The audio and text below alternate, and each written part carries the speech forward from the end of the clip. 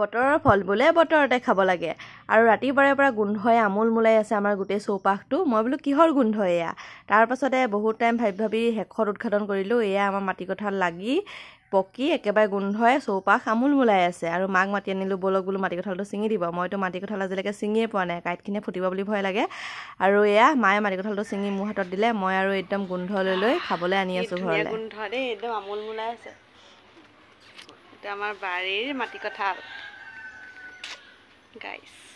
এতিয়া আমি আকৌ ছিঙিম ডালিম, একদম ডালিম পকি আছে আমাৰ। নিজৰ বাৰীত থকা ফল মূলৰ সোৱাদেই সুকীয়া, নহয়নে বাৰু? আৰু এইবাৰ আমাৰ ডালিম বহুত লাগিছিলে, কিন্তু কিবা পোকে খালে আৰু সেইটো কাৰণে পোকে খোৱাবিলাক সৰি সৰি গ'ল। আৰু এতিয়া ভালকেইটা আছে। আৰু আমিবোৰ যে গাঁৱৰ মানুহ, গতিকে কিছুমান ফল মূল আমি নিজৰ বাৰীতে পাওঁ, আৰু বজাৰৰ ফল মূলতকৈ নিজৰ ঘৰৰ বাৰীৰ ফল মূলকেইটাৰ সোৱাদেই বেলেগ, নহয়নে? আৰু এয়া ডালিম এটাও ছিঙি আনিছোঁ, আজি ডালিমো খাম, লগতে মাটি কঁঠালো খাম, মানে একদম খাইহে এৰিম। আৰু আমি যে সৰুতে কিমান মাটি কঁঠালৰ ছবি আঁকিলোঁ, এতিয়া মনত পৰি হাঁহি উঠিছে। আৰু আনফালে ডালিমজোপা দেখি মোৰ মনত পৰিছে কি জানেনে?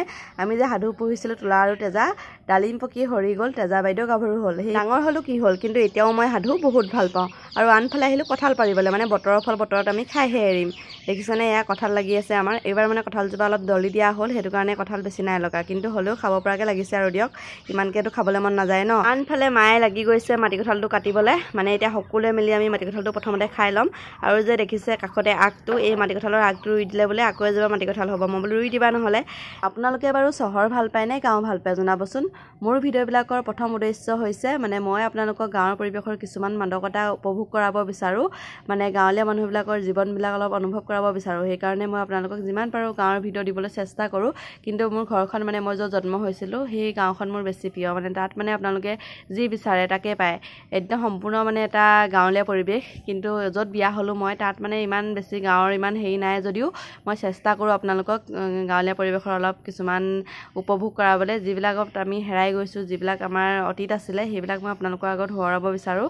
আৰু ইয়াতো মানে গাঁৱৰ পৰিৱেশেই, কিন্তু হ'লেও মানে মোৰ ঘৰখনৰ নিচিনা, মানে মোৰ সেই গাঁওখনৰ নিচিনা ইমানবোৰ নাই। মানে ধৰক আমি এতিয়া নিজৰ গাঁৱলীয়া পৰিৱেশ বুলি ক'লে আমি যিবিলাক বস্তু বিচাৰোঁ মানে নিজৰ গাঁৱতে পাব লাগে, নহয়নে? কিন্তু ইয়াত মানে আমি কিনি আনিবলগীয়া হয়, কিন্তু কিছুমান বস্তু হ'লেও দুই এটা বাৰীতে পাওঁ।